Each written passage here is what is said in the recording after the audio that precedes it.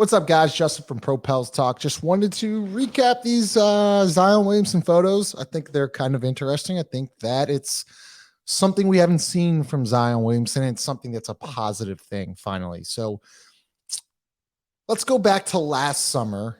And we didn't really hear much from Zion, right? You kind of heard his exit interviews and the Stan Van Gundy. He started wanting to win. And then you kind of heard a lot of rumblings, right? Like a lot of trade rumors and all this other bullshit the national media wanted to stir up. But you never really heard from Zion Williamson. You never saw pictures. You never saw videos. You never saw anything. Go to October.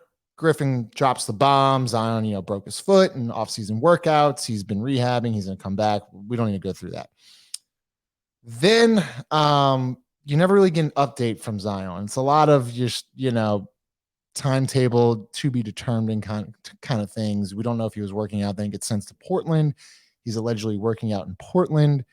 No pictures, no videos. Haven't heard from him. Radio silence for 2 months. No one knows where he was. And as a fan, if you're going to be the face of the franchise and a superstar, you start wondering, where the hell is this guy, right? And so comes back, CJ calls him out, JJ calls him out. We don't need to go through that stuff. And then he comes back, right?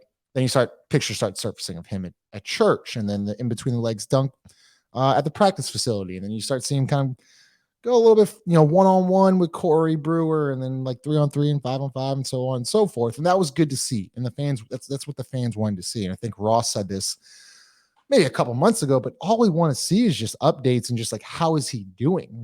Just when a superstar's out or when somebody's hurt, they usually come out with a video, right? Like Kyra Lewis is a perfect example. You see Kyra, after the torn ACL, he's going through his workouts, his rehab stuff, and you're seeing videos and clips. You're like, oh, the kid, he's doing good. He looks like he's progressing, right? It's a good way to connect with the fan base. Zion never did that, ever. He never did that. He has never done that. And he's a kid that he's a quiet kid. He likes to keep to himself, and that's perfectly fine. But when you're the face of a franchise, and you're hurt and you have all these rumblings, you need to send out some pictures or feelers or videos or good feeling story. You want to excite the fan base. Okay. And I feel like these pictures that have surfaced, and I'm going to bring them up here, excites the fan base. I think that, your initial reaction, you're like, oh God, this dude looks absolutely jacked. He looks really happy with Coach Shire. I mean, that smile is $1 million smile. We all know that. I mean, God forbid he gets a jumper. My God, the league will be in trouble. Why this is important is because Zion has never done this. I know it's not from technically Zion Williamson's Twitter page, but it's from his Duke page, or if it's from the Duke basketball page. And I think that it's a big deal because he's trying to reach out to the fan base and saying, I'm working out. I'm trying to get better. I want to start winning basketball games. And I think it's important that he's doing this and that the camp is allowing him to do this because this gives us an update. It makes us feel good. It makes us feel promising for next year because he's due for his extension. And David Griffin has come on record and be like, well, we got to look at it. This isn't a for sure super max situation. We're going to have to, put some stuff in the contracts to protect both the franchise and Zion and so on and so forth. But now I think you're starting to see Zion, the camp, and the team finally all come together. And it's all positive. There hasn't been one negative thing about Zion yet. When's the last time you heard a negative thing about Zion? It stopped because he's been more accessible. His exit interview, obviously, I know he had to do that, but I want to sign the extension. I want to play basketball. I'm feeling pretty good. He looks really fucking good right now off pictures. What I'm saying is that these updates are really good, not only for the fan base, but also for Zion Williamson. And it shows hey, this guy might be ready to go. And it shows that he's matured a little bit. And I think it's a huge deal. And what I talked about enough is that I think before everybody left, right, they had the exit interviews, and that photo came out of CJ, Zion, and Larry Nance at Chop House just grabbing dinner. And I can only imagine what was talked about in that meeting because that's two veterans. Larry's a good player. He's a very respectful guy. I love Larry Nance. CJ, though, is that guy, right? He's that guy that's been in playoff games, been around superstars, knows how to win, knows how to carry himself as a professional. I'm not saying Larry Nance doesn't know how to do that, but I'm just saying CJ's, that guy that I feel like got Zion Williamson's ear.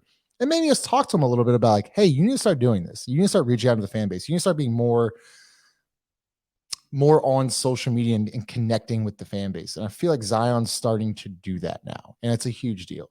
I'm very excited about these pictures. Does it mean anything? No, it means nothing. I don't know if he's in shape. I have no clue, but I do know that he's trying. It looks like he's working out. He's at Duke. He's being accessible. He's taking these pictures, these videos, all that. That's positive. And moving forward, it's only going to be good for the fan base, the franchise, and Zion Williamson. So this is super exciting stuff here.